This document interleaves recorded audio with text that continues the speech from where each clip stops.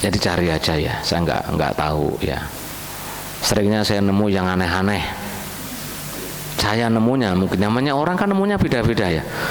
Saya pernah nemu direktur apa lembaga zakat, lembaga donasi gitu, gajinya per bulan itu sampai masuk berita media nasional, gajinya per bulan berapa ratus juta, angkanya ratusan juta. Masya Allah, ya adil seperti itu? Ya enggak. Itu bukan mengentaskan fakir miskin, masyarakat mengentarkan fakir miskin pegawainya sendiri. Lah iya apa enggak? Coba tanya mereka ngambil gajinya berapa bulan sekali? Coba tanya, rata-rata sebulan sekali. Terus tanya, berapa kali nyalurkan harta ke fakir miskin? Berapa biasanya? Wallahu a'lam. Bisa jadi cuma setahun, bisa jadi setahun 2 kali. Lah mereka kenapa kok ngambilnya sebulan sekali? Adil atau enggak kayak gitu? Adil enggak kira-kira? Hah? Bagi saya enggak adil, tapi kalau bagi Pak Rudi adil, Pak Haji Edi adil, mungkin ya Allah alam yang enggak ngerti namanya adil. Apa ya adil? Mereka ngambil makan duit zakat, keliling ke rumah-rumah kagak. Lah iya kan?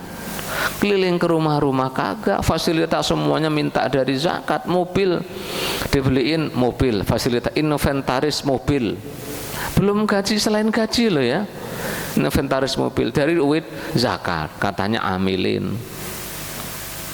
wis gajinya lebih dari lumrah, tiap hari, tiap bulan dapat, terus macam-macam. Giliran nyalurkan ke fakir miskin nggak setiap bulan. Makanya walau alam, kalau sampai nemu orang yang adil, kalau nemu orang yang adil, tafadhol, silahkan. Kalau nggak nemu yang adil, langsung lebih afdol disalurkan sendiri. Tetangga kanan kiri ada nggak fakir miskin?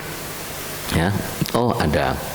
Syukur-syukur cari yang fakir miskin plus sabilillah, muadzin, imam tahlil gitu, guru TPA, guru SDIT, itu rata-rata sabilillah. Itu nggak semua, tapi rata-rata guru SDIT itu sabilillah ya, karena ya gajinya itu tidak sebanding dengan pengorbanannya. Nggak semua loh ya, tapi rata guru-guru TK apa gitu, guru SD, guru MI, madrasah gitu, guru-guru pesantren, kadang wis fakir miskin plus sabilillah, kadang ibnu sabil pula karena orang jauh, ghorimin pula, punya utang. Nah, cari sendiri. Kalau nggak ngerti Pak Ustaz, tanya, saya tak tunjukin, datang ke saya, tak tunjukin ini, ayo antum nyalurin ini gitu ya. Kalau sulit, ada minta telepon Ustaz Hafid. Aduh, Ustaz Hafid mana? Ustaz Hafid gak datang ya. Ustaz Hafid insya Allah di lembaga kita usahakan sebisa mungkin untuk adil, ya. Baik, itu al-amwal al-batinah. Yang kedua al-amwal al-zahirah, harta nyolok mata. Masyarakat miskin mah tahu itu duit. Itu hasil panen padi, gandum, jagung dan sebagainya itu. Terus yang kedua peternakan, nyolok mata itu. Pak Haji Ahmadi punya sapi 1000. Enggak amin Pak Haji Ahmadi. Pak Mudir ya, Pak Mudir punya sapi 2000 gitu Pak Mudir. Ya punya sapi 2000. Ya tetangganya tahu sapinya 2000, kaya atau miskin itu? Kaya. Ya, kaya. Ya. Iya. Terus bagaimana? Ini pemerintah disuruh ngambilin. Memang Allah mewajibkan pemerintah untuk ngambilin zakat ini. Allah berfirman, "Khudh min amwalihim shadaqatan tutahhiruhum wa tuzakkihim biha wa shalli 'alaihim." Ambil dari harta-harta mereka sedekah, zakat. Tutahhiruhum, mensucikan mereka. Ya. dan membersihkan mereka dan doain mereka. Surat At-Taubah. Ya, selayaknya pemerintah ngurusi dari harta-harta ini, harta zahirah ini, kalau diurusi banyak, apalagi dengan harta yang batinah. Itu banyak ulama kontemporer ngajak mikir ulang terkait konsep amwal zahirah dan amwal batinah. Sebenarnya gitu. Karena kata ulama-ulama kontemporer, orang dagang tokonya gede-gede itu nyolok mata juga, iya benda. Iya, perusahaan tambang, nambang emas, nambang nikel, nambang batu bara apa, itu juga nyolok mata tuh. Ya, banyak ulama kontemporer ngajak mikir selayaknya itu kita rubah fatwanya menjadi amwal zahir. Ya, toko-toko gede-gede itu, bank-bank swasta gede-gede itu nyolok kan? Nyolok, lebih nyolok itu toko-toko gede daripada padi di sawah. Betul atau enggak? Iya, daripada kambing yang jumlahnya 1000 lebih nyolok itu. Kambing mah satu lokasi.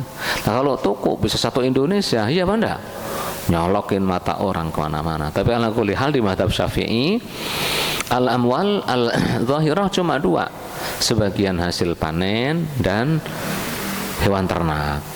Nah, itu pemerintah disuruh ngambil, disuruh ngelola, ngambil, bagiin ke fakir miskin, ngambil.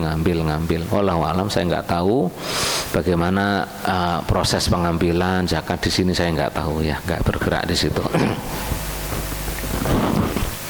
Kalau di Arab memang diurusi kurma-kurma yang sudah mau matang itu pemerintah ngirim para pentaksir, para orang-orang yang memperkirakan, ditaksir, oh ini sekian, zakatnya sekian, dilihat dari berapa tandannya, bagaimana kira-kira beratnya, itu udah dikira-kira dan itu tepat ya, karena memang kerjanya di situ dari zaman Nabi sudah seperti itu. Yang punya ternak banyak tiap tahun sekali datang itu pengambil zakat, nanti dihitung, dimasukin dalam satu kandang gede gitu, terus dilewatin satu-satu, dihitung 1, 2, 3, 4, ada yang ngeluarin, ada yang hitung 3, 4 terus sampai berapa, oh zakatnya sekian. Nah gitu ya, wallahu alam. Jadi imam disuruh ngambil, imamnya nggak ngambil, bayarin sendiri. Pemerintah nggak ngambil, nggak ngurusi zakat sapi, wala zakat padi, nggak ngurusi. Tetap wajib kita keluarkan sendiri, ya. Boleh nggak diwakilkan? Ya boleh-boleh saja kalau mau mewakilkan, nggak apa-apa, ya, boleh-boleh saja. Mau zakat, mau menyalurkan zakat kambing, diwakilkan kepada Pak Rudi, ini Pak Rudi salurin, ya udah kasih Pak Rudi kambingnya 20 mungkin. Pak Rudi nyalurin kambing ke sana, boleh, tidak apa-apa. Mau zakat beras, gabah, mau diwakilkan boleh. Ingat kalau wakilnya adil, terpercaya, enggak memperkaya diri sendiri, enggak menimbun harta untuk diri sendiri, enggak buat program yang menguntungkan macam-macam mereka, malah bukan menguntungkan fakir miskin. Wallahu a'lam bishawab. Kemudian boleh tidak orang sebelum 1 tahun tapi ingin membayar zakat duluan? Ada perinciannya. Yang pertama zakat fitrah. Di mazhab Syafi'i dan jumhur ulama boleh membayar zakat fitrah sebelum lebaran. Mazhab Syafi'i dari tanggal 1 Ramadan sudah boleh. Mazhabnya Ahmad 2 atau 3 hari sebelum lebaran. Dalilnya sama, hadisnya Ibnu Umar di Bukhari, dulu para sahabat membayar zakat fitrah 1 atau 2 hari sebelum lebaran. Imam Ahmad pakai tekstual. Kata Imam Syafi'i, kalau di akhir Ramadan boleh, di awal Ramadan juga boleh. Lah iya apa enggak? Lah bedanya akhir Ramadan sama awal Ramadan sama tengahnya apa? Wong sama-sama Ramadan. Ya, boleh.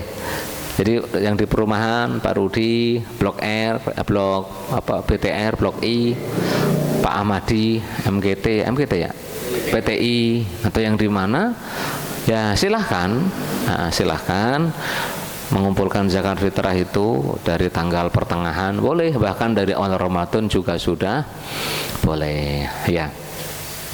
Kemudian zakat barang-barang tambang, emas, perak, boleh nggak disegerakan? Ya nggak bisa. Kenapa?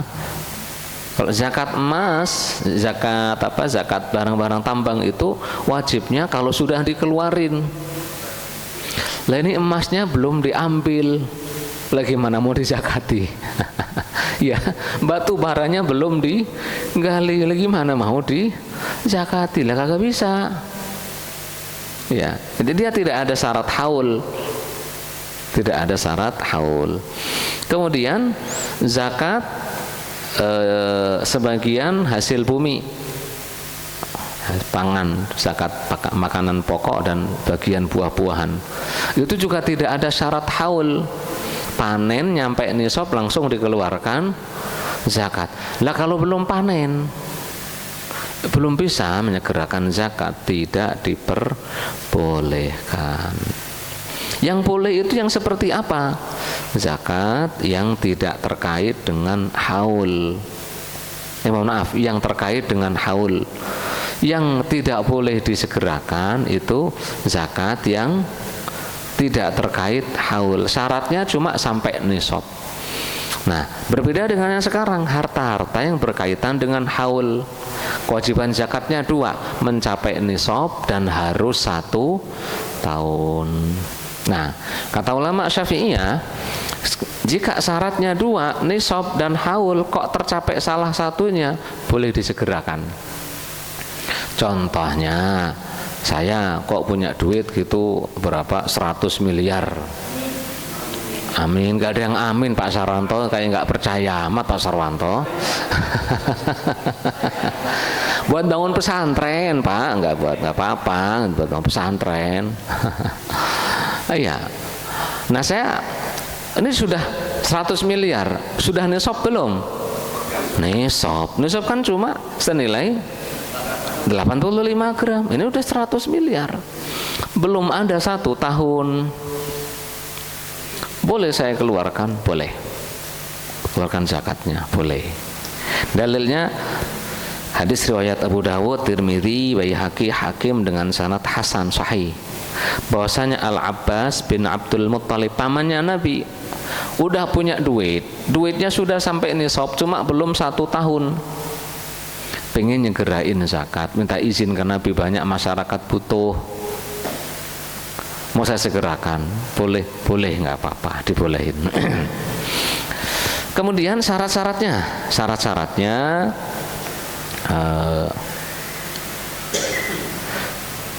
syarat-syarat menyegerakan zakat.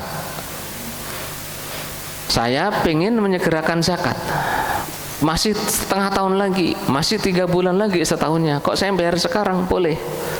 Syaratnya sampai akhir tahun saya tetap ahli zakat, tetap muzaki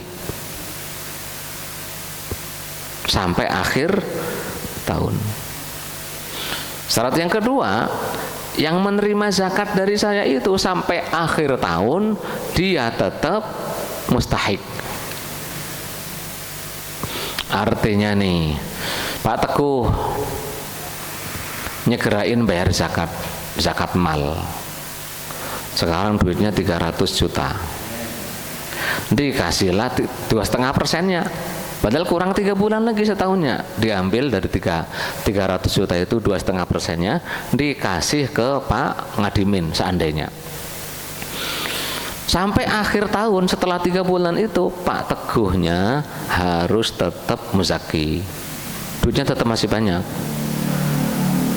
Seandainya setelah 3 bulan Pak Teguh akhirnya jadi miskin, udah kadung bayar zakat, maka Pak Teguh boleh ngambil duitnya yang sudah dikasih ke Pak Ngadimin.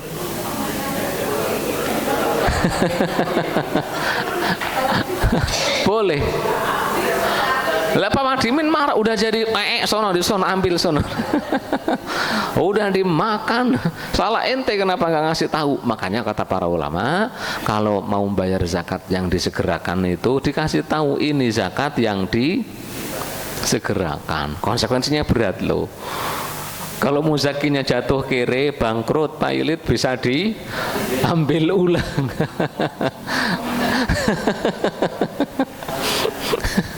Mudeng ya. Nah, sekarang dibalik contohnya. Pak Teguh udah ngasih zakat ke Pak Ngadimin. Setelah 3 bulan, Pak Ngadimin lebih kaya dari Pak Teguh. Balikin. Kenapa? Zakat dibayarkan ke orang kaya tidak sah. Karena dulu nerima atas nama fakir, kecuali nerimanya atas nama sabilillah, meskipun kaya mah nggak apa-apa gitu ya. Nah ini atas nama fakir miskin. Nah di akhir tahun ternyata yang dulunya miskin jadi kaya, nerima zakatnya atas dasar fakir miskin, harus diambil. Nggak tega Pak Ustadz, nggak enak lah ngambil. Berarti Pak Teguh harus ganti, harus bayar ulang ke fakir miskin. Yang tadi jadi sedekah, nggak diterima sebagai zakat. Mending diulang. Ya silahkan kalau mau diulang atau diambil lagi. Mudeng apa enggak? Ya, itu syarat-syarat yang perhatikan kalau mau menyegerakan pembayaran zakat.